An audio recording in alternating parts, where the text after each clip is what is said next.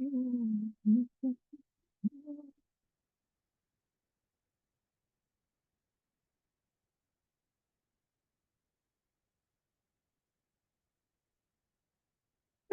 when this release is coming. Goodness, bunches of people here today. Admit. Oh, I'm just going to admit the note takers too. Everybody can come in.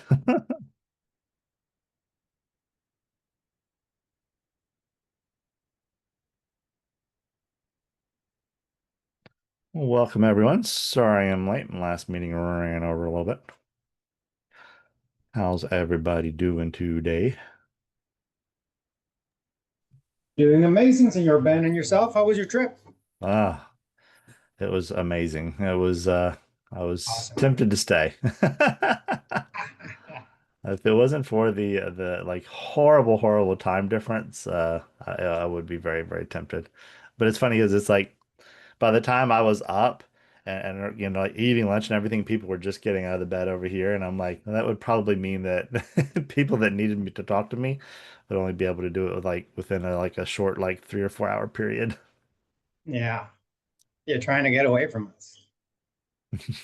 It's just so pretty over there. It's like it's cool and it's breezy and it's rainy if you want to take a nap.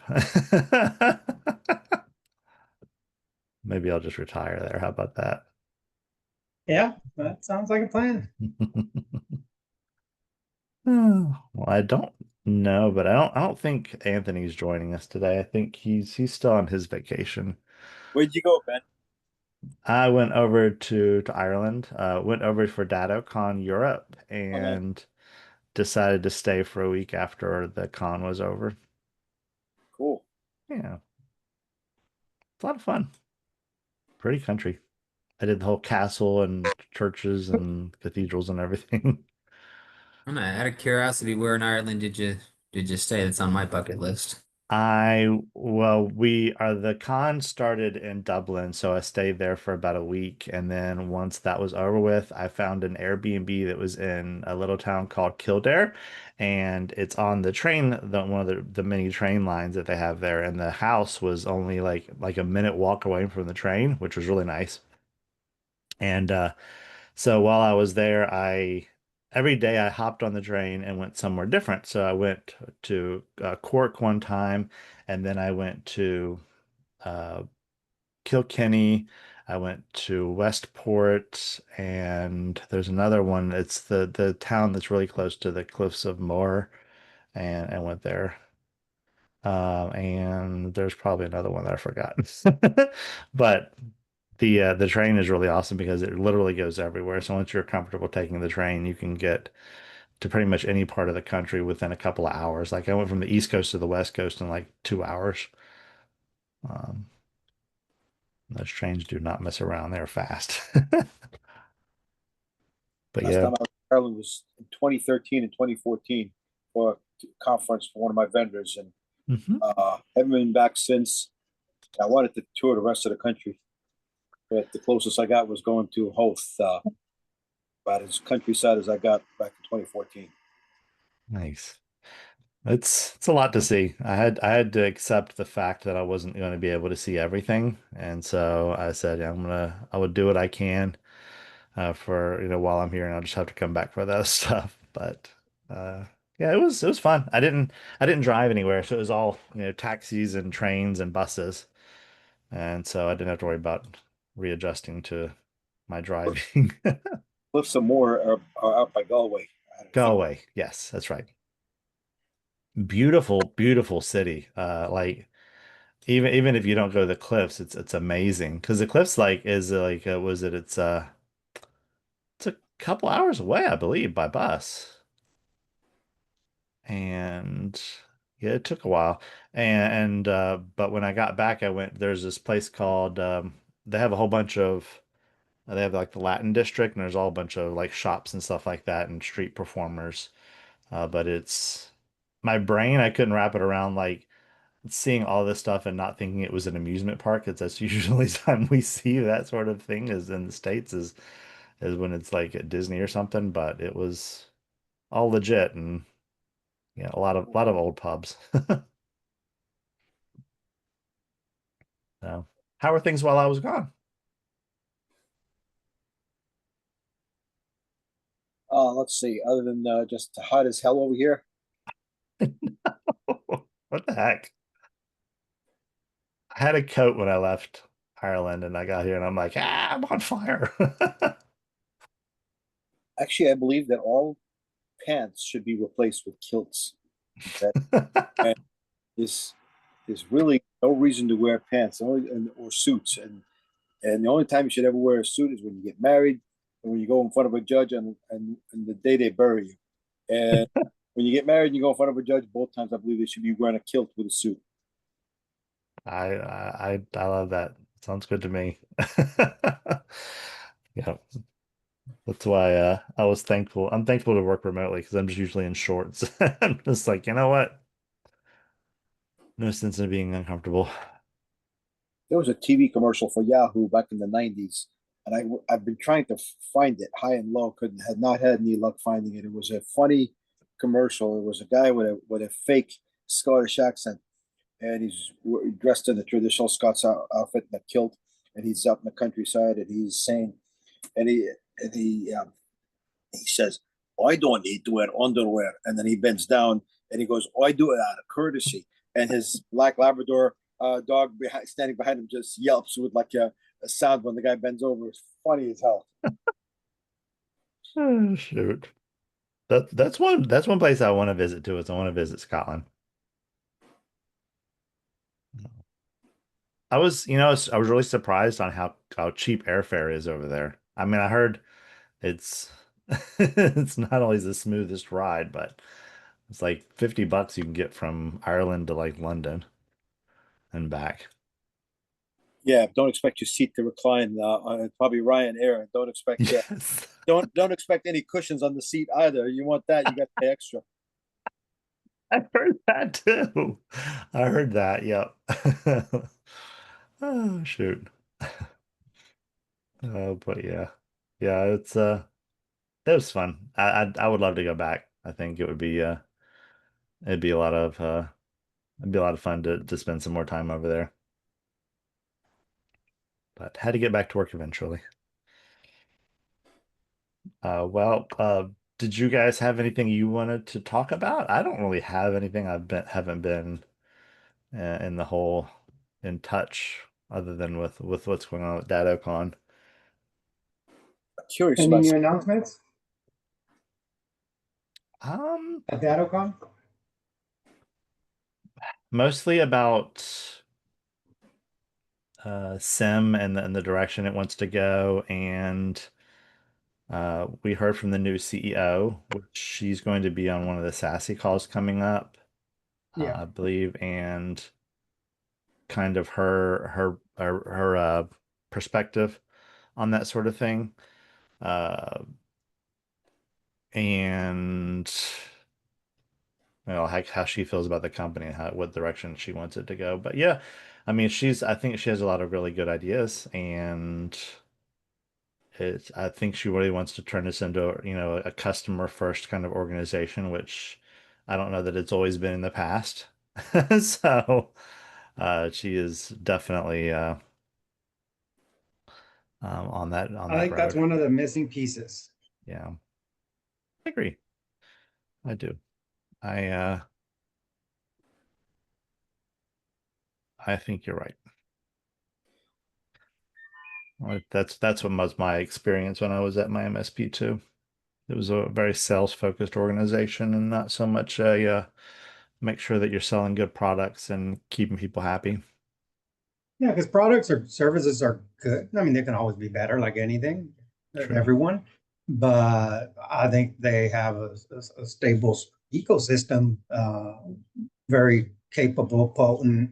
Now with the SIM and SaaS Alerts integration and stuff. Mhm. I think their weakest link is their Graphis email security.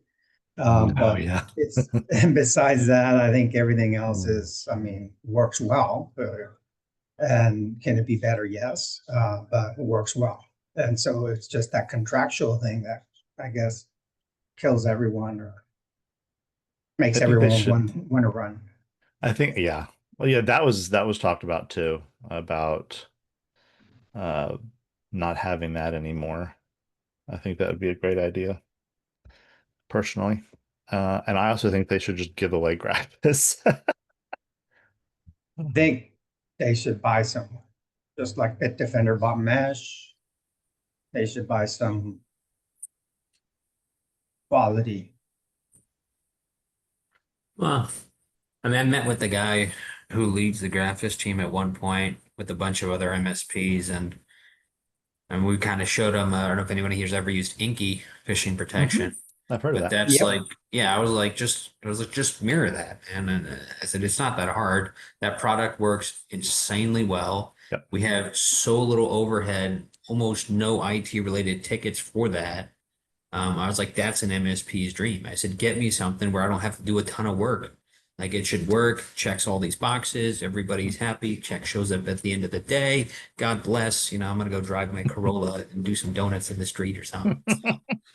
But I think dark web ID feels like the lowest hanging fruit. I tried to talk to a couple guys on that, and even they admitted they're like, yeah, we haven't really put any effort into dark web ID in a while because it gives you so much information, but it's so insanely repetitive, and the filters are so generic, and the Yep. reports are kind of crap. So Yeah, but to me, that one, it's like, it gives you the information, pretty or not. yeah, Graph yeah, really is just, yeah. Graphis promises a lot, and then it's just kind of yeah. like a turd in the street. You just got to walk around it. Basically, you have to tell all the whitelisting you wanted to do and block listing. And I'm like, so where's your Yeah, AI? Where's all this part of it? I mean, there's that yeah, that to me is, yeah, to me, Avanon and Minky are the two top. Those are the two we offer, and they're Yeah, both amazing. I've heard good things about Avalon. Yeah, I they're mean, rock solid.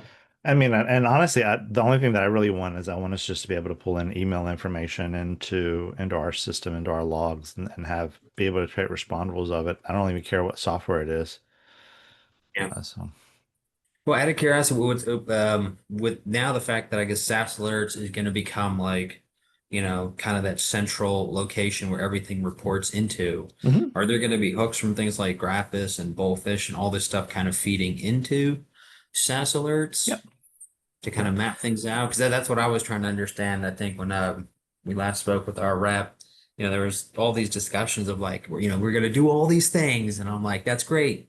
What are the things? And nobody really had answers for me. So, which is fine. I'm sure some of that's really early development, and people are still discussing how things are actually going to work. Yeah. But I would like to at least have a better understanding of that.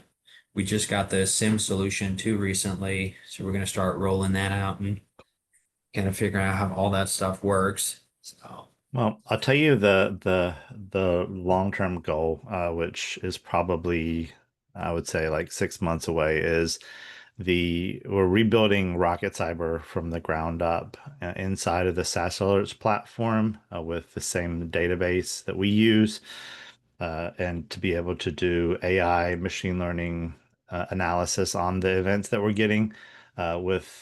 We started recently ingesting Rocket Cyber data, which is kind of what the SIM portion is, to be able to see all the same data you're seeing in Rocket Cyber, but with the additional option of creating IOCs and rules based off of that information to have a more of an automated response instead of requiring a human touch.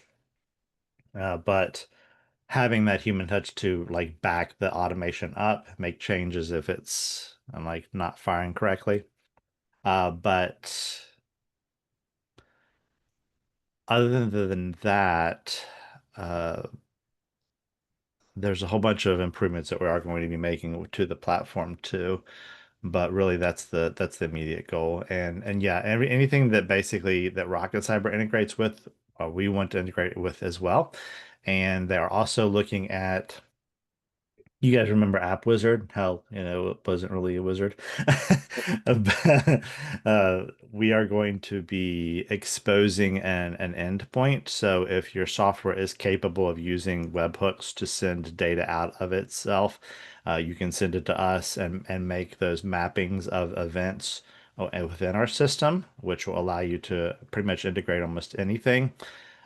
We also want to be able to have our system go out to an endpoint and query data, not just rely on what you can send us. So that is something that we're looking at too, and that'll also open the doors for hang on one second. Managed SaaS alerts is still a thing, and you can sign up to with it straight with your Kaseya rep. They can actually sell it now. Before they couldn't. We kind of have still kept managed on like the SaaS alert side, but right now, yeah, we still do it, and we'll still configure your system. With the only difference between like managed and Kaseya Sim is Kaseya Sim requires you to have Rocket Cyber and everything, but we still wanted to offer people the ability to have a managed SaaS alerts with rules being created automatically, IOCs being created automatically, without the need for the extra stuff like that Rocket Cyber provides. So, but yeah, we don't have any plan on getting rid of that ever anytime soon. That's good to know. Yeah. So Yeah, Matter of there's fact, Ben, the director. yeah, it's true.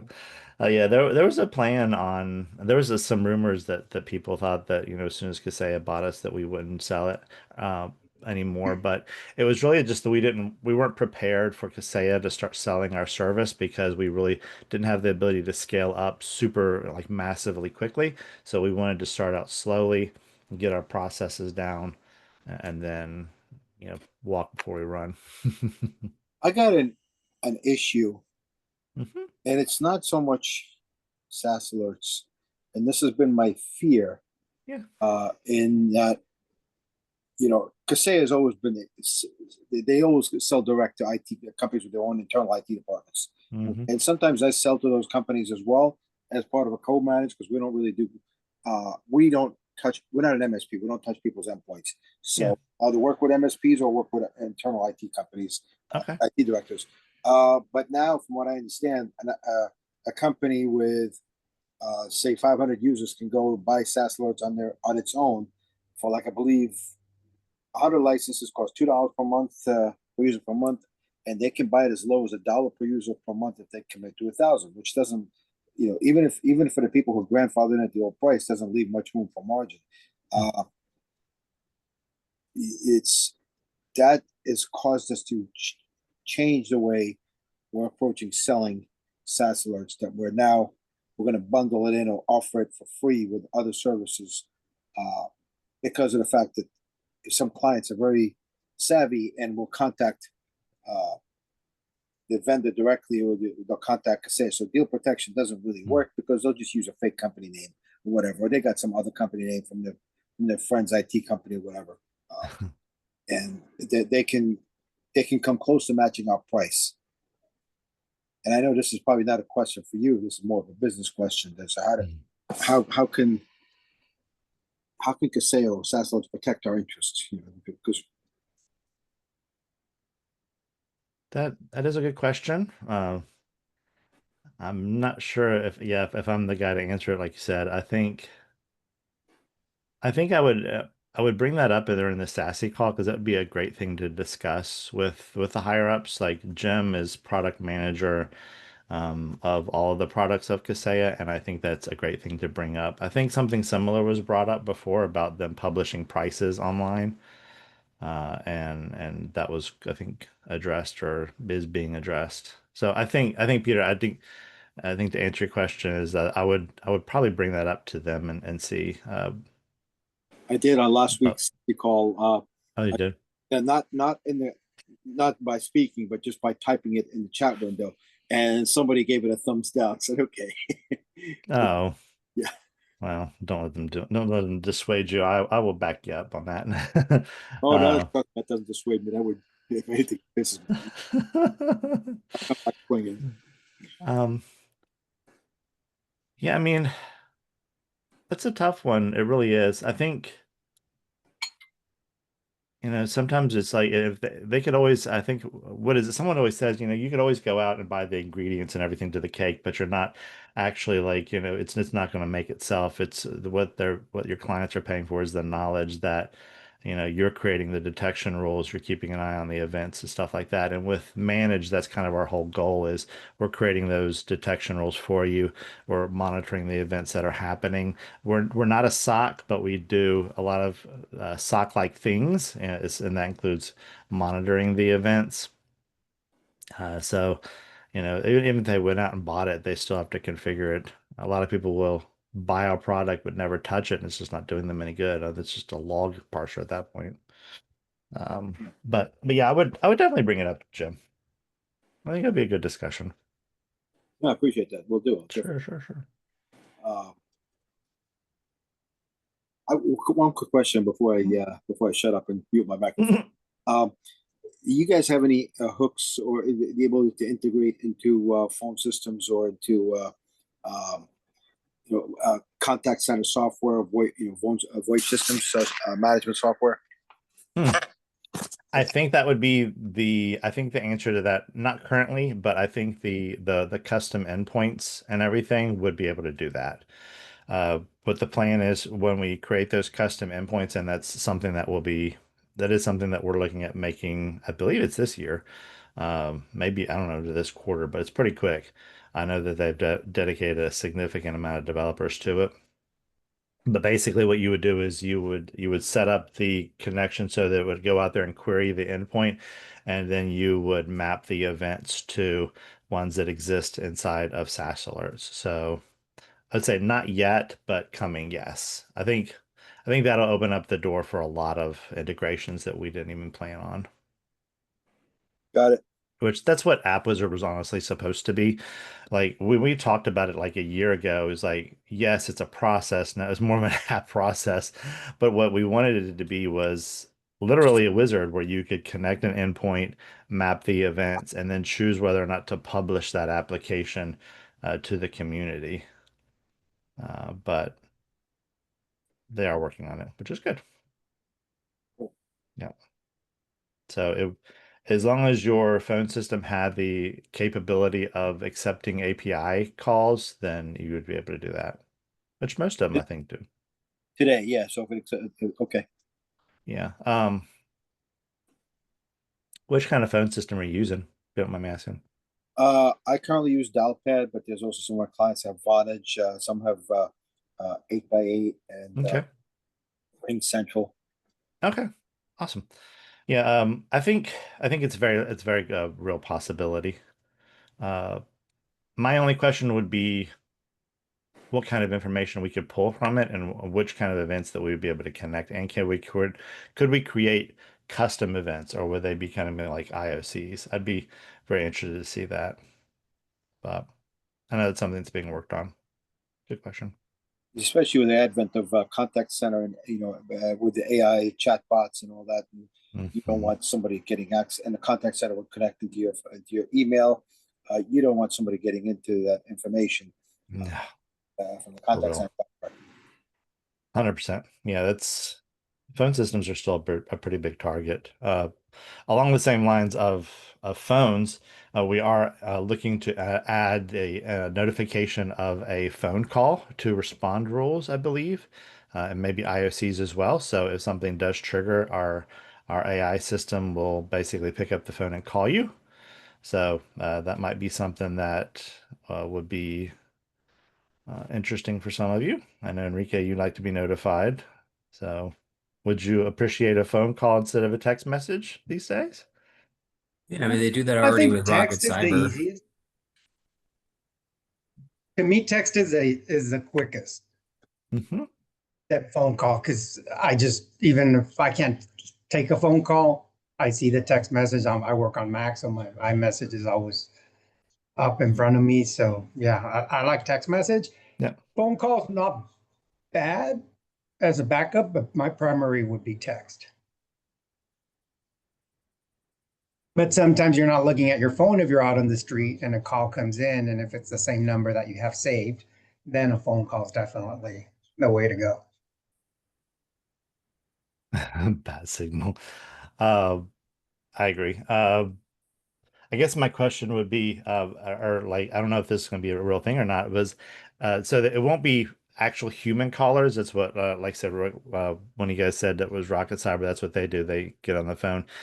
They want to automate that and say, hey, when something happens, call the client, say, we're noticing this activity. Is this? And I'm thinking, it was like, are they going to add the option to say, is this uh, legitimate, or is this suspicious or something? Press 1 for yes, 2 for no, and if it, That'd be awesome. yeah, it takes like an action or something. I think that'd be cool. That'd be awesome because Huntress does a call, which is a useful call, but I haven't been using Huntress for a while now, so I don't know where they're at today, but they Yeah. did not have that option back then, and that is awesome. Where you can confirm or deny or say shit at the fan, Mm-hmm. let the bad signal out. Yeah, it'd be interesting. Now, with the fact that Rocket Cyber, I guess, is going to be rebuilt into SaaS Alerts or with it around it, is that mean, like, for example, I guess is ultimately the goal to kind of have, because if everything hooks into SaaS Alerts, would that mean, as we use Autotask, would that kind of be our singular ticket creation point, would be Yep. SaaS Alerts? Because I love Rocket Cyber, but it is right now so noisy with the Yes. fact that like people move around, somebody goes like 5 feet to the left and they're like compromise. And I'm like, no, it's just Jimmy eating a sandwich at McDonald's. Yes, yes, 100%. Oh, That's what was the biggest complaint with with Sim too. It's like, well, like I'm getting notifications from like 3 different things on the same false positive, and our development team we're on the same page. We want SaaS certs to be the central point everything comes into, and then that's what's communicating to your ticketing system, yeah, or because that's what taking I'm trying action. to understand is with like all these uses of AI, like the AI calling, like that's a great use of AI there. It's Mhm. like, as it ingests more data over time, like how is it able to leverage what it collects to building like baselines for certain user behaviors? Like Yes. for one example, we have one customer. I mean, they're in like all the gnarly places of the world. Like we have dudes up in Mhm. Reykjavik to down in Iran, guys probably sitting near the border of North Korea, all these places that it would just throw alerts, galore. But like, how can we get it to recognize the fact that, okay, Timmy traveled 3 hours to this place. That's Mm. viable travel. And he's signing in from a device that's an RMM, make the note, but we don't need a PSA ticket. Yes, exactly. And that's the one thing that Rocket Cyber doesn't have knowledge of, or is like of devices that are known like we do.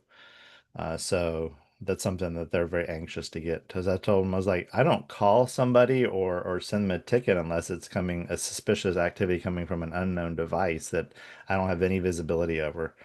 And that's usually how I run things.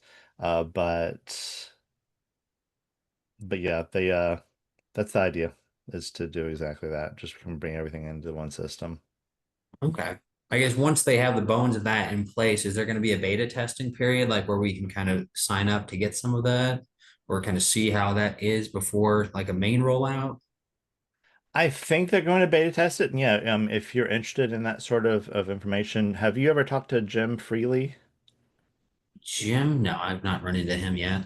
Let me see here. He's one of the developers on that's working on that. Product manager for Rocket Tech. Yes, exactly. Let me drop in his email.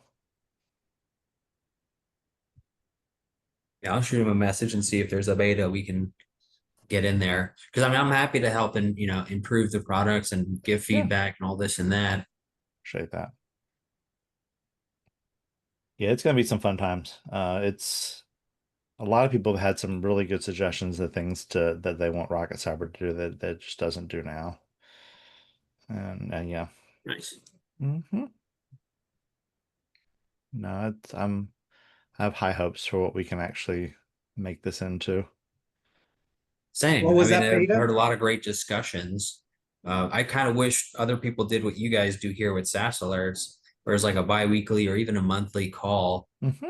with people who want to participate and give this kind of feedback Yeah. versus everybody's kind of in their own silo. And then they're like, there's a roadmap. I'm like, okay, where it is it? They're like, it's a secret roadmap. And I'm like, that doesn't help me.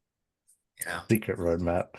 Yep, 100%. Yeah, we have We have always tried to engage with the community, and but when we got acquired by Kaseya, we noticed that exact same thing. Everybody's kind of siloed away from each other, and nobody really like talks cross departments, and that's something that we're trying to fix. But Well, if but you yeah. figure out the magic answer, let me know. I'd love to implement that everywhere. Yeah, we're trying. We're definitely Yeah, trying. It absolutely. should be it should be good times ahead though. I think we've had a lot of I think they've learned a lot about what they hate about Rocket Cyber, what people that are actually using it hate about it, what the customers hate, and what we can adjust and make different. So the fact that we're building it from the ground up will be, I think, the best solution rather than just trying to fix a broken system. Because I don't know if you noticed, but Rocket Cyber can also be slow sometimes, and we're not really plagued by that sort of delay that they have. And Yes, and I have noticed that. Yeah. and so that's what basically the SIM is currently, is just Hmm. the ingestion of all that Rocket Cyber data. So we're actually ingesting it right now. Like everything that comes in from, we're pulling all the data from Rocket Cyber in real time right now, and our system still runs pretty quickly. Gotcha. Yeah. One of the things I love about Rocket Cyber, and we use Blackpoint as one of the things, is just the detailed information, which I get at the SOC people are monitoring that and seeing, but I like to see, like I have a dedicated page just seeing all the alerts for all our Mhm. customers. Yeah, we have the dashboard that you see on Rocket Cyber today will be really streamlined, and uh, eventually the plan will be for you to allow you to customize the dashboard that you do see, like what gauges you find important, what you want to turn off or on, or similar to the way like Autotest does it, where you can create your own dashboard. But the stuff that we'll see that we'll create is like the ability to use machine learning to, like I said, baseline activity of a user. So, if they do travel a lot, hey, maybe that's normal for this user, and our AI knows that this person can be signing in from all over the place versus somebody that is always signing in from their home and then all of a sudden signing in from a completely different location. So that ability to baseline and alert you, I think, is highly sought after, because Yeah. you can create as many respond rules as you want to, but when it comes down to the individual user, it's hard to create a rule per user. But if our AI can learn that this is normal, then I think just that, having that as a rule, like anomalous behavior, kind of like the way that like Microsoft does risky activity.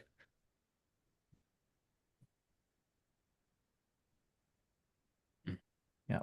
Um, hey Ben, Yeah, awesome. is it okay if I ask a quick question? Hey, sure, man. Ask as many as you Awesome. want.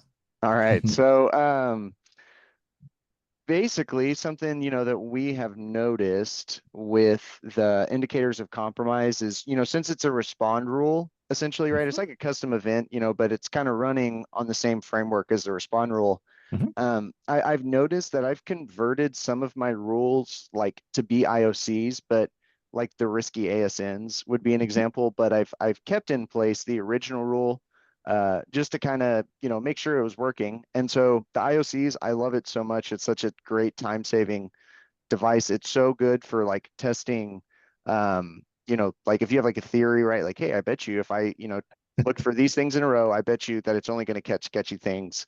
Yeah. And so, but what I've noticed is that because respond, the way it works, right, is like every 15 minutes, it checks to see, hey, have these conditions been met? I'm just noticing that, like, whereas in my original rule that just like has all of the conditions inside respond, Mhm. that'll fire. I'm finding it fires about 10 to 12 minutes quicker than like a rule that only looks for the IOC, right? Um, and so I was just wondering, if that was something like y'all were aware of, or Hmm. if, like kind of like what, or if you have any recommendations, like on how we might want to handle that going forward. So if you, so let me make sure you have it straight. So if you create a respond rule and use the IOC as one of the conditions, it Yes, takes 10 to 15 minutes longer. longer. Yeah, correct. Interesting. Okay. Uh-huh. And that makes sense, right? Because it's like at the first time around the IOC has to run, but then the second time around, right? Then respond has to run again and see that the IOC is fired. Hmm. I was thinking a solution might be if like if basically if you just staggered them, right? Made the IOC run a minute before, you know what I mean? Like the respond Yeah. rule fires, then I think that would fix it unless it's something in that weird 30-second range. But you know, anyway. So that's just No, what I've been seeing. no, that's a good, I appreciate that. I will let them know. I don't think that's intentional.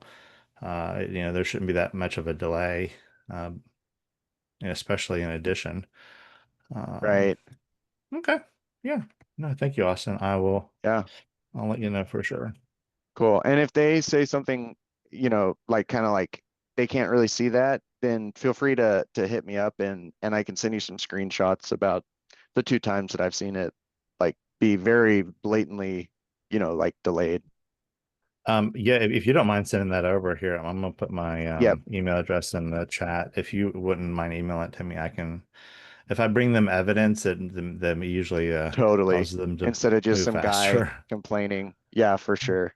And Uh, also, whenever someone logs a ticket with us, and they don't submit any evidence. They just say my machine's slow, which is basically what I'm saying. We're like, okay, that's not helpful. So anyway, well, and I mean, usually I can reproduce that sort of stuff like on my own, but if somebody already has it, then yeah, yeah, I'll totally. jump on it. Okay. No, that's good. I appreciate that. Yeah, that's interesting. I never even thought about that. But it is awesome. And it's been letting me like iterate so much more quickly on Cool. my existing rules. I've gone from like I think 40-ish to like 60 rules since IOCs came out or something like that. Nice. That's Yeah. awesome. Uh-huh. Oh, cool. That's good to Oh, know. Ben, Yeah. dude, I did want to tell you this too, is that you know how you have always um like wished that, there was a condition that said and the user does not equal XYZ, you know? Yeah.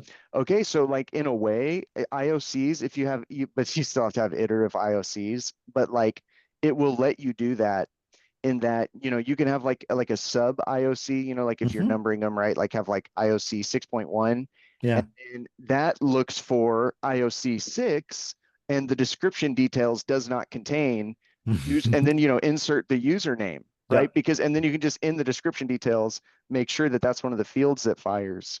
I'm Yes. testing it. I haven't been able to prove that it actually works yet. I should probably be more intentional with trying to prove if that works or not. I was just wondering if you'd maybe tried that or seen that, or I if haven't you, tried okay. it, but I would love to know if you well, when you do that, if you have success. Okay. Yeah. I Yeah. love that. That's one thing that I noticed about IOCs is like since you can make up your own description details and the description Uh-huh. details is a filter, I was like, it's like you probably could filter off of anything then, really. It does work. It does That's work. so cool. Yeah. That's awesome. Okay. So I set it up a while ago. I hadn't checked it since, but it does work. Nice. That is so awesome. I Yeah. appreciate you checking that. That's Yeah. cool. Yeah, it's that's what I love about it. And like IOCs, it's like it's such a like I think it should be more like, it's like custom events. That's exactly what it is. It allows you to build Uh-huh. your own. Yep. But yeah, they're that's one thing I really was excited when they added. Well, cool. Yeah. That's awesome. And I think you can use the expressions too, the regex, not regex, but kind of like the wildcard expressions as well with description details, if I'm not mistaken. So if you're looking to do something like a wildcard or something, you could do that. Hmm. I didn't know that. Yeah. Like, Yeah, I need to do a video interesting. on that. There, but basically it's Asterisk is, like the universal wild card for pretty much anything, right? Yeah.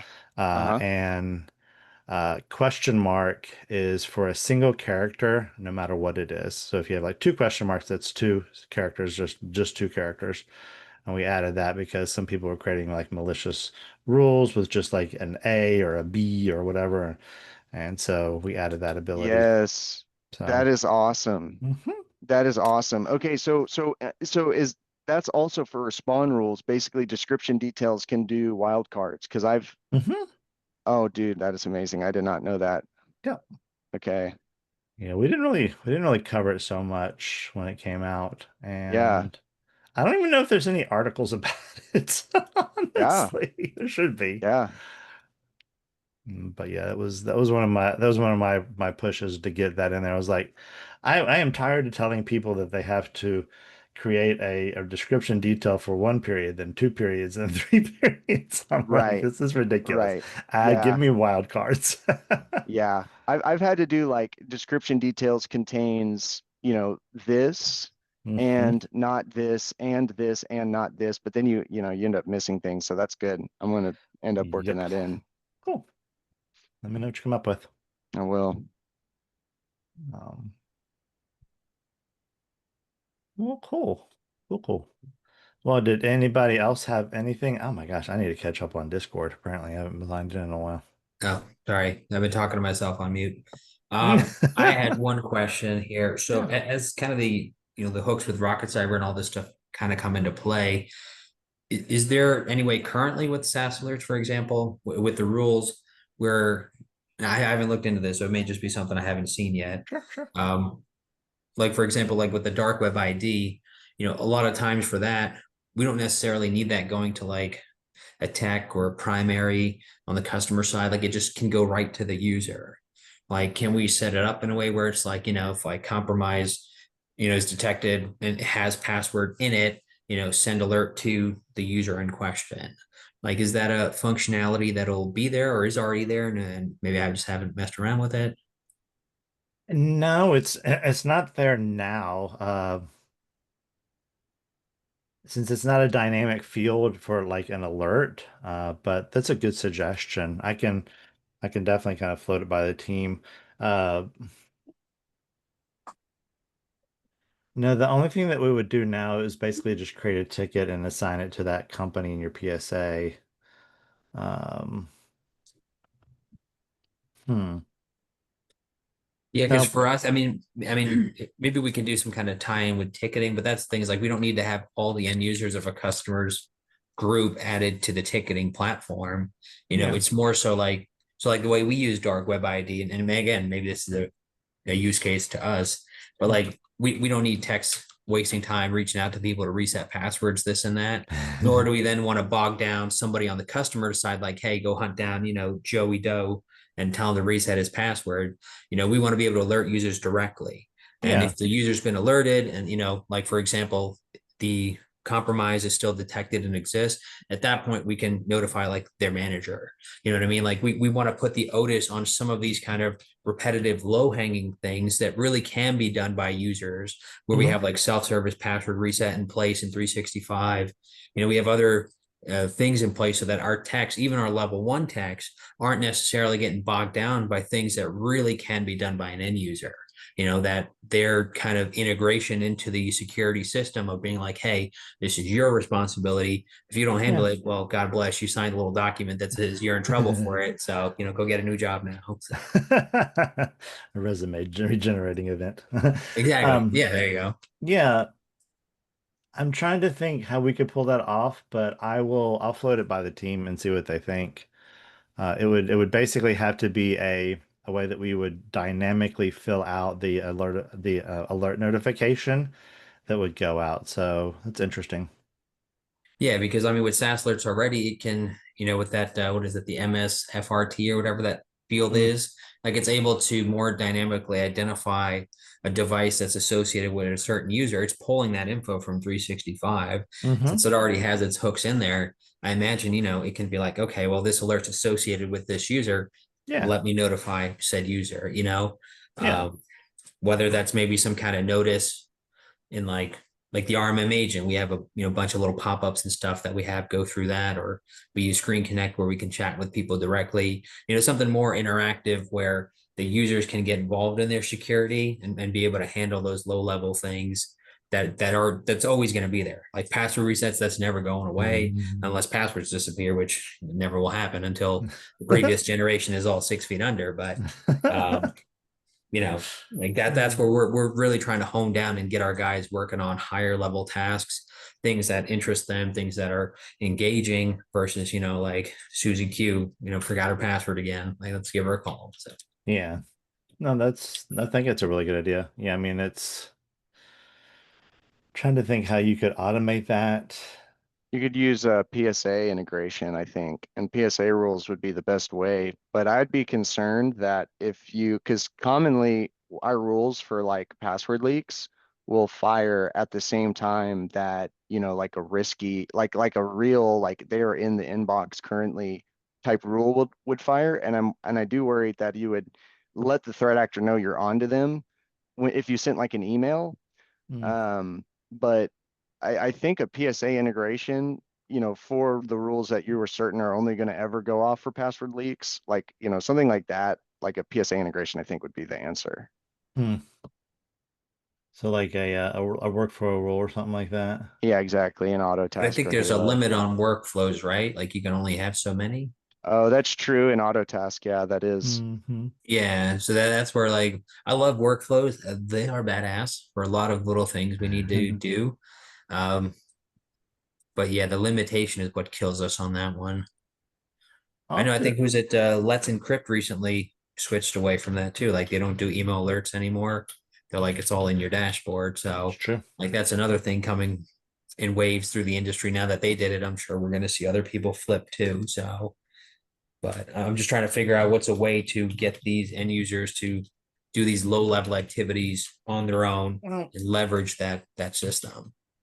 I mean, there's always third-party software that you could integrate with our system. I mean, like outside Yeah, I've looked at a of couple. SaaS Yep. alerts, yeah, like N8N could do that. It basically would monitor for that particular event, and when it triggered, would create an email and send it off to the end user. Um, that would And be we have that in place, something similar with like password expirations, where if they're in a mhm. hybrid environment, we have a PowerShell script that looks at that from the Yep. on-prem environment and sends off notifications to users. So they take care of that on their own. You know what? That Mhm. might be something I mess around with, at least for those customers that are in hybrid. I may be able to do something there. Well, and I said I would. You can self-host N8N too, and it can do a lot of those integrations for you pretty quickly.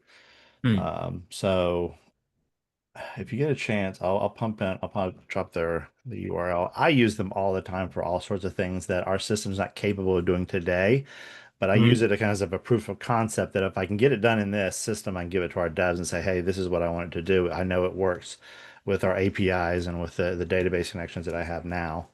Gotcha. So that might be a possibility, and I don't know how dark web IDs APIs are set up or if they're any good. Uh, but looks like they do have some APIs. That might be a possibility if you're willing to go outside of the platform. But like I said, you can self-host it, it won't cost you a dime. Yeah, naturally, I'll have to mess around with that and take a look. Yeah. And I integrate it with SMTP to go, because that way you can send out email without having to worry about making a connection with Microsoft. And they also have APIs that are built into to that Yes. Yeah, I software. already used that one for a few other Mhm. things. Yeah. So, um, Great ideas. Thank you. yeah, yeah. I know it's not built into the system, but at least it is something that you could like spin up pretty quickly. And if you needed assistance with it, just shoot me an email or Discord or something. Say, hey, I'm running into this. I can. The good thing about I'm not trying to sell N8N, but the good thing about it is you can copy workflows by just copying and pasting straight into the software. So um, yeah. And our APIs and SaaS alerts are all you can query them really rapidly and pull that. So whenever that does happen, if you are waiting for it to hit our system, you can do that. Or if you're querying web IDs, you can do it as well. Yeah, let me know. Thank you. Yeah, sure. I've become intimately familiar with that software recently. It's actually helping us with the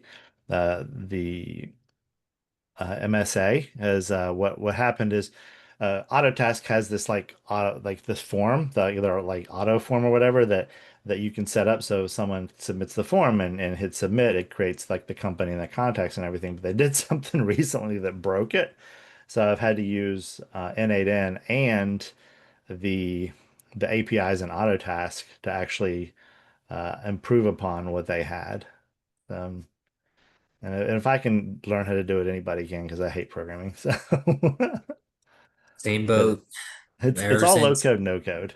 Exactly. Now all this chat GPT stuff has helped me kind of get over my annoyances with all that. So, Yeah.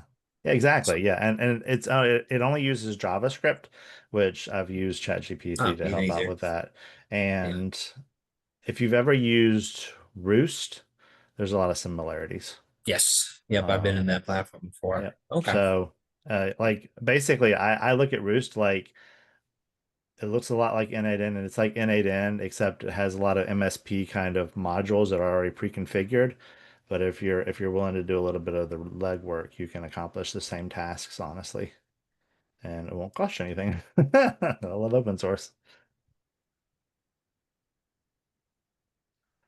All right, guys. Well, it's almost lunchtime, so I guess we can wrap this up unless anybody else had any other concerns or questions, comments. No, welcome back. Woo! Glad to be back. It's glad to be stateside. All right, guys. All right. Well, I hope you have a Thank you, good Andy. rest of your Thursday. week. Have a good Thank one. Bye-bye. everybody. All right. Bye. Take care, guys.